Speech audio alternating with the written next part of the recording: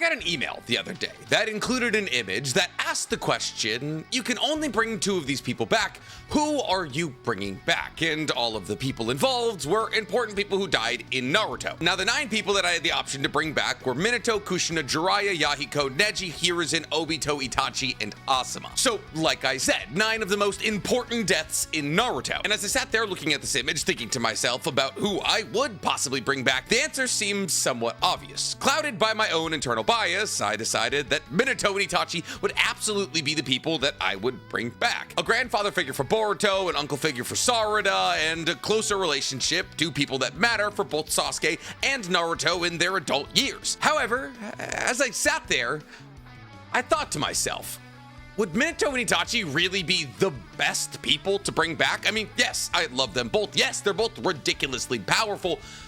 But would they be the best people to bring back? And that line of thinking brought me down this weird road where instead of thinking of who I want to bring back to life, I found myself rather thinking about whose death I would want to try to prevent. See, because every single death in Naruto comes with consequences. However, some deaths come with a lot more consequences than others. Hundreds, and I mean literally hundreds of named characters die in the Naruto timeline. However, if I genuinely asked you to name every single character who died, you could probably name what? 20? And that's if you know a lot about Naruto. And that's because objectively, some characters' deaths mattered more. And thus this image being sent to me sent me down the rabbit hole of trying to figure out whose death in Naruto mattered the most. Whose death generated a ripple effect so large that it changed the fabric of the entirety of the Naruto universe. And whose death, well, it was just kind of a death. And as I thought on this topic, I slowly but surely whittled down what I found to be the 12 most important deaths in Naruto. Deaths that, if they didn't happen, would have changed the story of Naruto forever, be it for the better or the worse. And today, I want to talk about those deaths, but more importantly, I want to rank and explain those deaths. Because today, we're talking ranking and explaining the most important deaths in Naruto. But before I get to making you guys bust out your tissues for this here video, please, for me, like this video, subscribe to the page, and hit that noti bell. So, I'd like to acknowledge the fact that there is a lot of deaths we're not going to be talking about today. Because if I tried to whittle this list down to literally every single death of any slight import, the list would be 40 or so entries long. So the deaths that we're going to be talking about today are going to exist within the boundary of Naruto's ish timeline. Now, I say ish because some of the deaths that we're going to talk about do come before Naruto was born, but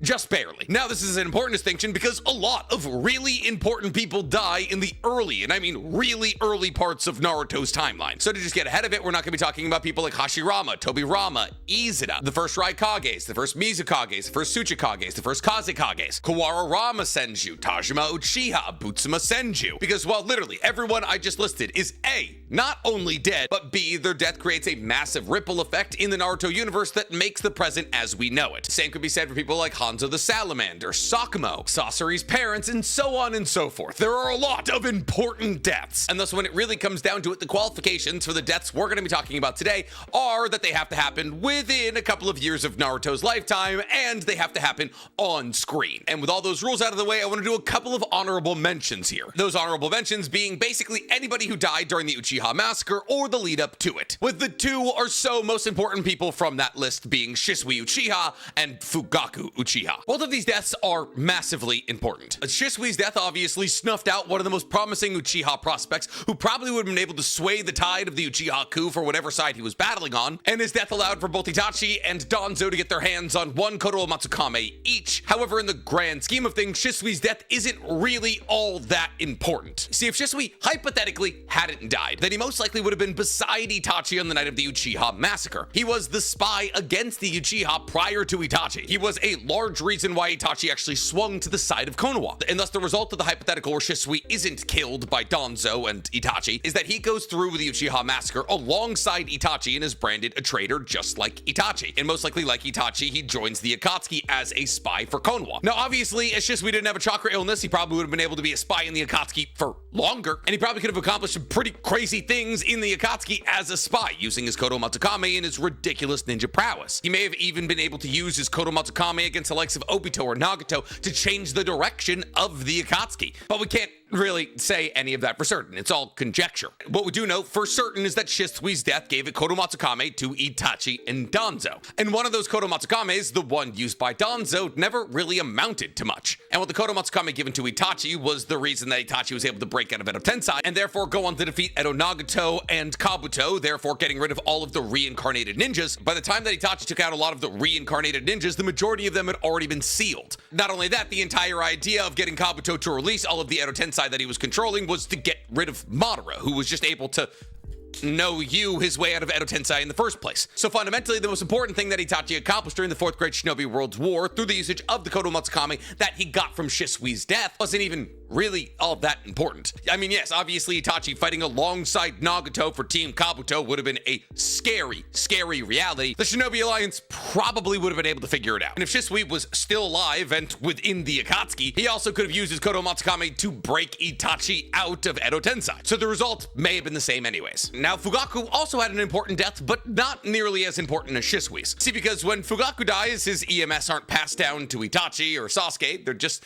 kind of gotten rid of. Really, the most important consequence of Fugaku's death is the fact that he's not able to enact the coup. But if Fugaku hypothetically hadn't died, then the rest of the Uchiha clan would still be dead, and he wouldn't have much coup to throw. So in the grand scheme of things, Fugaku's death also really isn't all that important. So with the honorable mentions out of the way, let's go ahead and get on into this list with our number 12 spot, which after immediately saying that Shisui and Fugaku were honorable mentions, I regret. Because at number 12, I have Haku and Zabuza. Yeah, hadn't originally planned for that whole honorable mention bit, and having Haku and Zabuza make the list when Shisui and Fugaku don't it's a choice. But it's in the notebook, so we're going with it. Hold up, give me a second, I can make it work. See, the reason that Haku and Zabuza's death is at the bottom of our list here is because their death basically accomplishes nothing. See, Haku is obviously the first person to ship off to the Pure Lands from this duo, and because of that, his death actually holds a massive amount of import to Zabuza. As Zabuza realizes as Haku lays down his life for Zabuza's, that Zabuza actually had a lot of love in his heart for Haku. And this moment allows for Zabuza to humanize himself, realizing he had more human connection than he ever realized. However, unfortunately, this humanizing moment is kind of wasted on Zabuza because he dies like 5 minutes later. Now, the dehumanization moment isn't entirely wasted on Zabuza, because Zabuza uses the rage of Haku's death to go and kill all of Gato's goons and Gato, essentially freeing the Land of Waves.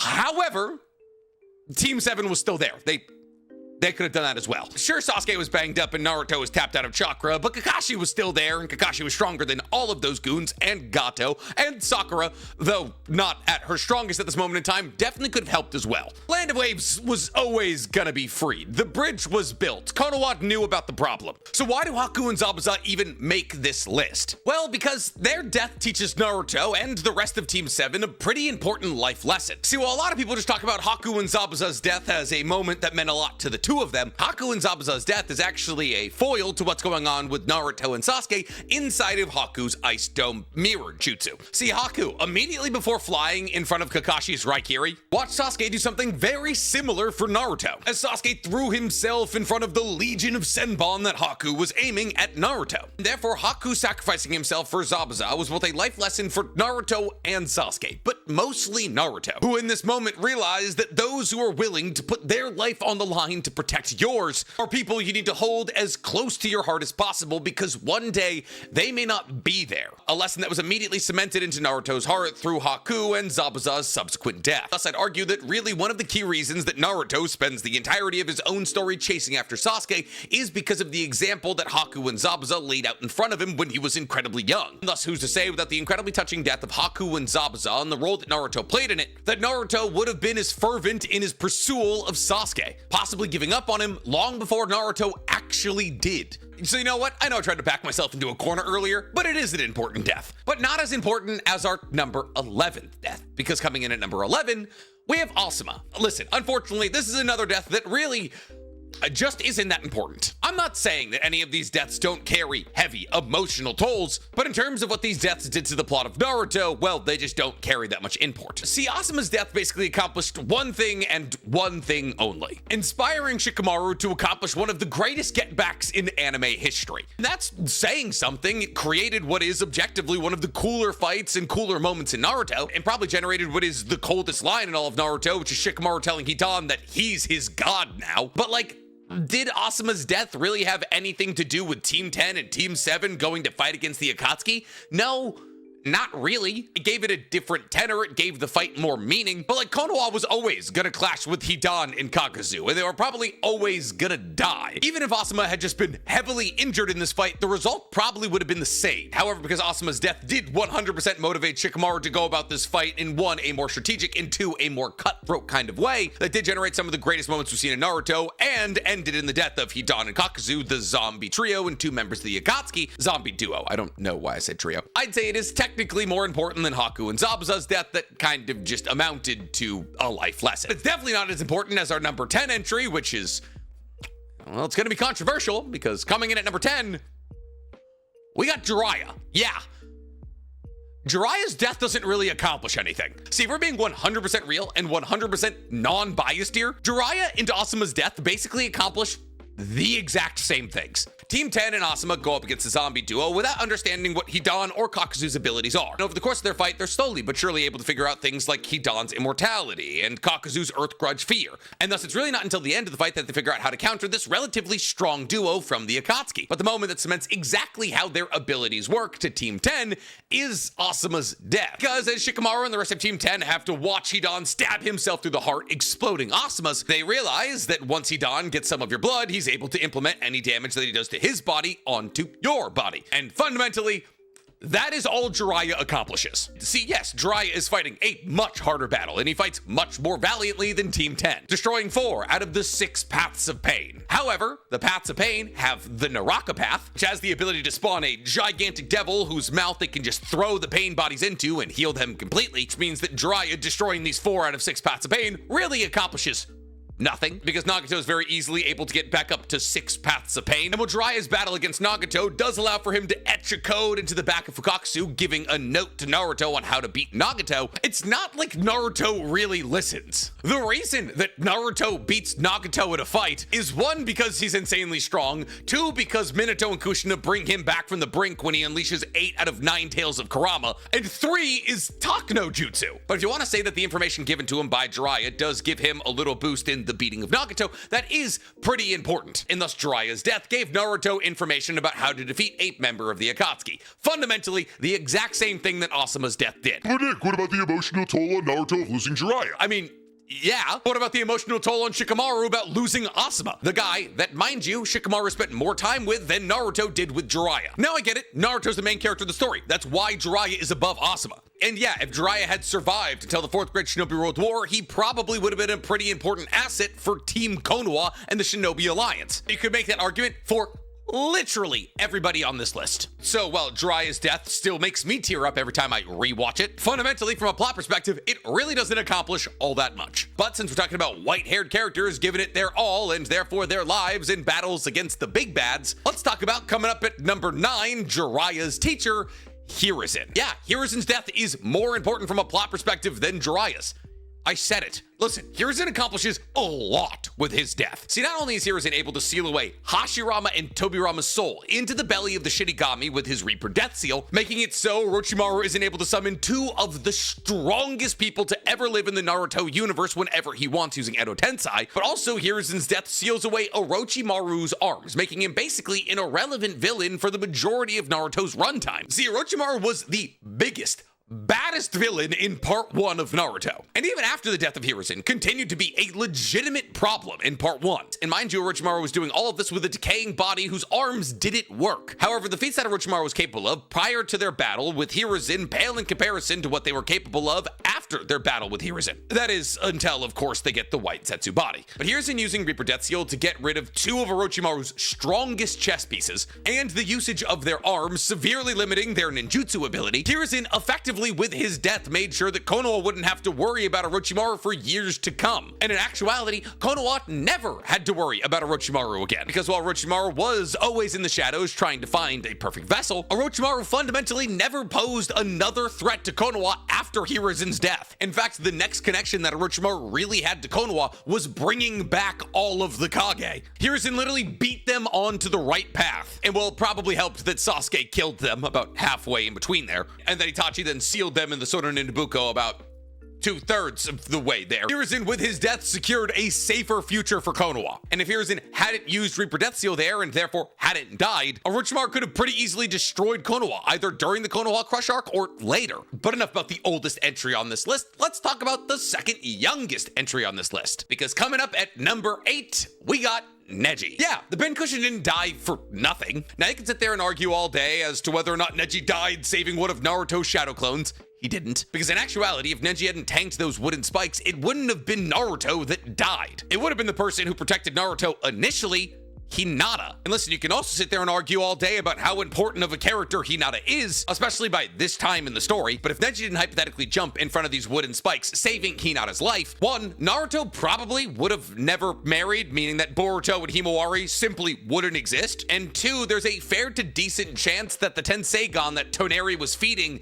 probably never would have been destroyed. See, because in the last, Hinata as the Moon Princess, or the Princess of the Hyuga, is abducted by Toneri for marriage. And Toneri is able to reach a godlike level of power by stealing Hanabi, Hinata's little sister's Byakugan, and thus awakening in himself a Tenseigan. However, there's another Tenseigan on the moon, and that is the Tenseigan of Hamura, which is an infinitely powerful power source that was fed the Byakugan of all of the clansmen of the Moon Clan. And it's the power of this Tenseigan power source that is currently hurtling the moon towards Earth. However, because Hamura, kind of like how Hagoromo came down to Naruto, comes down to Hinata, Hinata's able to use the power of Hamura alongside Naruto to destroy the Tenseigan. And while there is a hypothetical universe that you could insert any other Hyuga here, it does seem relatively important here that Hinata is the princess of the Hyuga, something that nobody else is outside of, I guess, Hanabi. Listen, the real important thing here is that if Hinata is not born, then Boruto and Himawari are not born. And I hate to break it to you, but Naruto's probably not the child of prophecy. It's probably his child, Boruto. So Boruto's never born, we never get a Jogan user, and we never get the person who's probably actually gonna save Earth from the Otsutsuki threat, resulting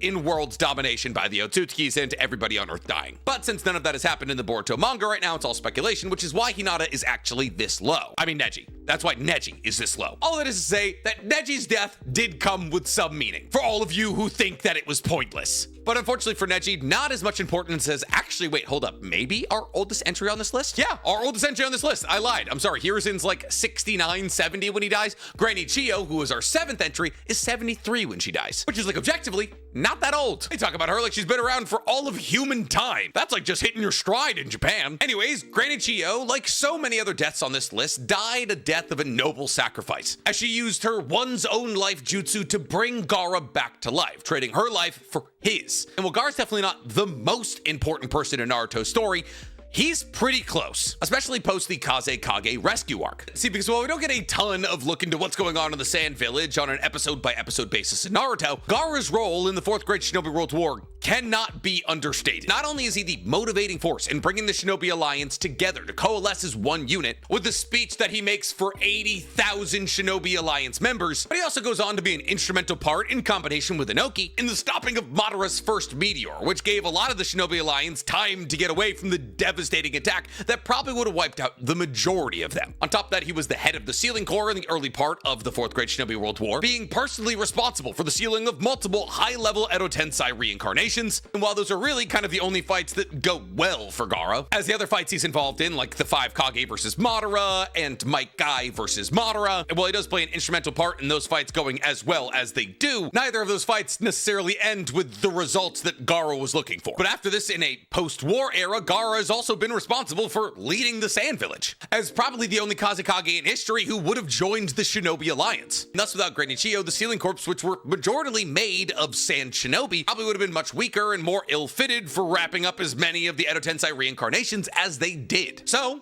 She gets number 7. And with now the actual oldest entry out of the way, I swear, there's no one older than her. I actually don't know if anybody older than her dies in the story. I mean, the elders, unfortunately, are still alive. And Inoki, technically, according to Boruto's manga, is still alive, but according to Boruto's anime, is dead. He dies at like 105. Anyways, let's get to our next spot, because coming in at 6th is Itachi. Now, with Itachi, we begin to enter a somewhat interesting cycle here. Because while technically Haku, Zabuza, Asuma, and Hiruzen were all brought back during the 4th Great Shinobi World War, Itachi's death did allow for him to come back during the 4th Great Shinobi World War stronger than he was while he was alive. And thus his death actually becomes more important on account of the fact that he was able to be brought back without his chakra sickness. So like, one, there's the repercussions of just Itachi's death, and then there's the repercussions of Itachi's death leading to his reincarnation. So the reason that he's pretty high on this list is because his death carries 2 very unique reasons for being important. See, obviously, Itachi's just straight up death allows for things like Sasuke to get his EMS. It allows for Sasuke to understand what Konoha did to Itachi, setting Sasuke's eyes on the likes of Danzo, fundamentally leading to Danzo's death and his inability to take over as Hokage, which is massively important. Though one could argue that after the 5 Kage Summit and being outed as using Kodo Matsukame against Mifune probably would have stopped Danzo from ever being Hokage in the first place. He did still have the root under his control, and Tsunade was still in a coma. He probably could have taken Konoha by force. And on top of all of this, Itachi's death did allow for Itachi to seal away Orochimaru and get rid of Sasuke's curse mark, and thus with just Itachi's death alone, he was able to accomplish a fair amount. But then when you take into account the fact that Itachi's death also allowed for him to be brought back stronger, without him, there's an argument to be made that KCM1 Naruto and Killer B wouldn't have been able to defeat Edo Nagato, and there's definitely the argument to be made that Sasuke alone wouldn't have been able to defeat Dragon Sage Kabuto. And while we've already talked about how the defeat of Dragon Sage Kabuto really didn't actually accomplish all that much, and the hypothetical circumstance where KCM1 Naruto and Killer B aren't able to defeat Edo Nagato, as Itachi is 100% the spoon that stirs that drink, one and or both of them could have hypothetically died, which would have dramatically changed the course of the 4th War. Now, I think that hypothetical is a pretty slim chance. I mean, Sage Mode Naruto beat Nagato in a fight. Now you sprinkle KCM1 and an additional perfect Jinchuriki in there. They were probably going to win anyways, but it's an unignorable fact that Itachi was the reason that Nagato was sealed in the first place. So Itachi gets number 6 on the list. But I don't believe Itachi's 2-pronged approach to making his death as important as it was is technically as great as our number 5 entries, Minato. Because Minato's got all the same arguments as Itachi, but they're just like kind of more important. See, Minato's death is massively important. He was planned to be the Hokage for the next 2, 3, 4 decades. He's 24 when he dies. He had decades of Hokage-ship left in him. But because of his death, Hiruzen, the previous 3rd Hokage, has to step back up after purposely giving up the title to end the 3rd Great Shinobi World War. Not to mention the fact that Minato's death puts Naruto halfway on the way to being an orphan and leads to both Naruto and himself becoming equal parts Jinchuriki of Kurama. Though I would argue that Kushina's death is actually a bigger role player in the idea of Naruto becoming a Jinchuriki, because while technically Minato was the person sealing Kurama inside of Naruto, that never would have happened if A, Kushina had never lost control of Kurama, and B, if she was still a viable vessel to put Kurama back into. But more so than all the things that Minato accomplished as he was dying, Minato comes back to the 4th Great Shinobi World War not only as a perfect Toad Sage, but also as a perfect KCM2 user. And because of this, he's able to do things like saving a majority of the Shinobi Alliance from a 10-tailed beast ball. He's able to flash in front of Madara's True Seeker Orbs, allowing for Might Guide to land massive blows against him. He's able to help the rest of the Kage in summoning Team 7 back from Kaguya's dimension. He's able to be there for Naruto to transfer his half of Kurama into his body once Naruto has his half of Kurama pulled out of him, saving Naruto's life, and so much more. Fundamentally, the impact that Minato has on the 4th Great Shinobi World War is just larger than the one that Itachi has, and therefore I believe he deserves a spot higher. Not a spot crazy higher, but still a spot higher. But since we're talking about people who needed to die to make sure that Naruto could live, coming up at our number 4 spot, we got Obito. Obito's death has straight up the most straightforward level of importance out of anybody on this list. If Obito doesn't tank that Ashall killing bone heading for Naruto, Naruto dies. That's it. It's that simple. Naruto dies in Kaguya's gravity pyramid dimension, and then Kaguya wins. Yeah, as the only people left to battle against Kaguya would be Sasuke, Kakashi, and Sakura. And wow, that is a crazy loaded roster. They wouldn't be able to pull off the 6-pass Chibaku Tensai, meaning that Kaguya probably would have slowly but surely killed all 3 of them. Yes, I understand that it was established that all 3 of them were fast enough and strong enough to keep up with Kaguya, but the win state for Team 7 at that moment in time was for Sasuke and Naruto to touch Kaguya simultaneously. Something that they struggled pretty mightily to accomplish. Take that win state out, and now they have to kill Kaguya, something they probably can't do. Tie that into the fact that in Obito's dying moments, he also saved Kakashi's life, and you could argue that without Obito's death, that Kakashi is also gone, leaving just Sasuke and Sakura to fight against Kaguya, and that's not going well. So on account of the fact that Obito's death most likely saved the entire world, yeah, he's getting 4. But Nick, how is Obito, who saved the entire world, only getting number 4? Well, because it happens really late in the story, after a lot of the events that made this happen came to pass already. However, a lot of these events could be openly avoided if people hadn't died earlier on, meaning that technically these deaths, or I guess I should say the lack thereof of these deaths, also would have technically saved the world. Like our number 3 spot.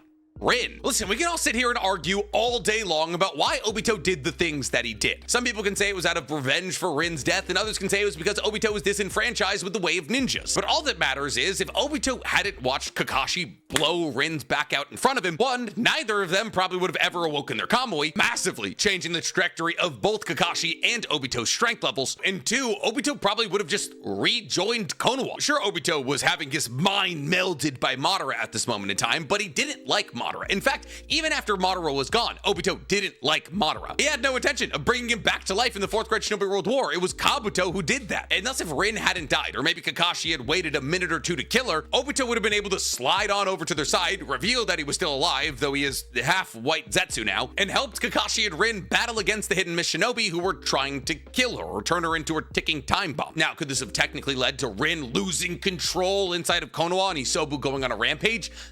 Like, maybe. But mind you, at this moment in time, both Kushina and Minato were still alive. Both high-level Uzumaki Fu and Jutsu users. They could have very, and I mean very easily, just sealed Isobu inside of Rin. And thus, if Rin doesn't die, there's no evil Obito. And thus, there's nobody to help the actively dying Madara and Black Zetsu enact the Eye of the Moon plan. And while this probably just kicks the can down the road for the next 100, 200, 300 years, fundamentally without the turning of Obito to the side of evil, the Eye of the Moon plan, the awakening of Jubidara, and thus the awakening of Kaguya, never happens. I mean, there is technically a world where Madara is able to find a different disenfranchised shinobi, or Obito does go back to the warm clutches of Madara's decaying body, but I really think the easiest possible explanation to explain what would happen if Rin didn't die is that the Eye of the Moon plan wouldn't happen. And thus Rin's death, or I guess the lack thereof, is as paramount in the stopping of the destruction of Earth as Obito's, if not more so. And the same thing can be said for our number 2 spot, which is Yahiko. See, Yahiko has pretty much all of the same arguments as Rin. Madara's Eye of the Moon plan, or I guess his passing of the Rinnegan over to Nagato, was fundamentally flawed and incredibly stupid. Listen, I will argue with anybody who says that there are massive amounts of plot holes in Naruto, because I have enough knowledge to say that a lot of those plot holes are just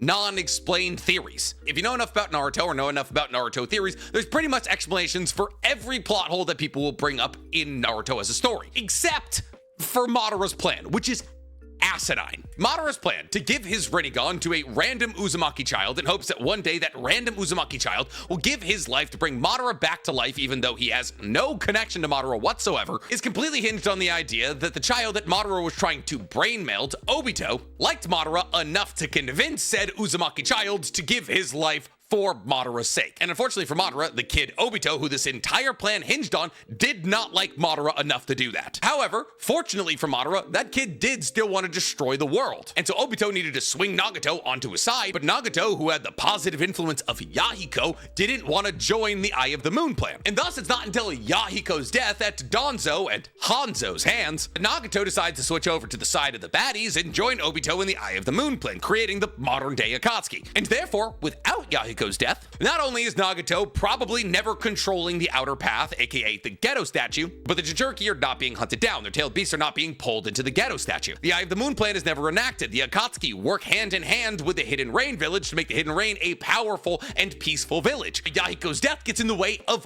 all of this. So just like with Rin, Yahiko's death fundamentally makes the series of events that eventually lead to the supposed end of the world. And thus said supposed end of the world could have been avoided without said death. And the reason that Rin and Yahiko's deaths are more important than Obito's death, even though they all technically accomplished the same things, is the fact that Rin and Yahiko's deaths happen sooner. And thus Rin and Yahiko's death lead to the deaths of every person killed by the Akatsuki, which is like 60,000 or so people. Obito's death just stops the world from being destroyed, which is important, absolutely important. But Obito's death doesn't stop all of the deaths up to, well, I guess Obito's death. But if Obito, Rin, and Yahiko's deaths all stop the destruction of the world, who could be number one? Whose death could be more important than three people whose death stopped all of mankind from being eradicated? Well, some of you may not like this, but at number one, I got Kushina. Do you remember earlier when I said that Kushina's death is objectively more important than Minato's in terms of what it did to Naruto? That's because I meant it. See, yes, in Minato's final moments, he was able to turn Naruto into a Jinchuriki. However, those circumstances never would have came to pass if Kushina was still alive and well. See, yes, Minato, while turning Naruto into a Jinchuriki, had the story that Jiraiya told him about the child of prophecy ringing in his head. And he thought to himself that surely Naruto was said child of prophecy and therefore needs the power of Kurama to fulfill said prophecy. However, if Kushina hadn't died on the night that Naruto was born, Naruto never would have became a Jinchuriki. See, Kushina, like Minato, dies at 24 years old. However, she, like Mito, was known for her unusually high life force even amongst the Uzumaki, which allowed for Mito to live somewhere in the region of 98 years, living for 10 or so years after passing on Kurama to Kushina. And thus, we assume that Kushina was on a similar lifetime projection. That means that Kushina wouldn't have had to give up Kurama until she was like, what, 70? AKA when Naruto would be 46 years old. Older, mind you, than he is currently in Boruto, post time skip. And thus if Kushina hadn't died, Naruto never would have been the Jinchuriki of Kurama. In fact, it probably would have been his children, most likely Himawari, that would have had Kurama passed down to her. However, if we're being 100% real, we probably never would have seen that happen because if Naruto didn't have Kurama, the world would be gone. I think we all need to acknowledge the fact that while Naruto did work for a lot of the strength that he has, Kurama was a massive part of his strength. And without Kurama, Naruto would have been dead 5 to 6 times over, mind you. That either in the battle against Haku or the battle against Sasuke in the Valley of the End, their first one. And therefore the world would have been without an Asura reincarnation for the rest of Sasuke's lifetime, leading to no feasible way to seal Kaguya, once again leading to the destruction of Earth. And while some of you might be like, oh, well, Kushina could have fought as Kurama's Jinchuriki, she had absolutely no control over Kurama, as we saw in Minato's one-shot manga. And while maybe with time she would be able to find more mastery over her control of Kurama, I find that highly unlikely. As like I've already said, she was 24 when she died and she had no control over Kurama. Naruto got a wrangle on Kurama when he was 16. So who's the most important death in all of Naruto? Naruto's mom. The only reason he ever got the crazy boost that allowed for him to be the main character of this story. Not to mention that if Kushina had never died, Naruto's motivations in life would have been vastly different. Because if Kushina never died, that means that Kurama never got out of her and destroyed massive swaths of the village, killing tons of people in Konoha, and therefore any ill feelings towards Kurama that Naruto had to deal with just simply wouldn't exist. It also wouldn't be directed at Naruto because Kushina would still be the Jinchuriki of Kurama. So without Kushina's death, we just don't have Naruto as a story. Oh yeah, and also the world dies. So to me, Kushina has the most important death in Naruto. But I'm curious to hear from you guys. Who do you believe has the most important death in Naruto? Tell me in the comments below. And while you guys are down there, please, for me, like this video, subscribe to the page, and hit that noti bell. Actually, the most important death in Naruto is Hagoromo's because it sets down the path of the reincarnations of Ashura and Indra and the cycle of hatred that eventually leads to the destruction of the world and the entire Warring States period, which leads to hundreds, if not thousands, if not millions of deaths. Duh.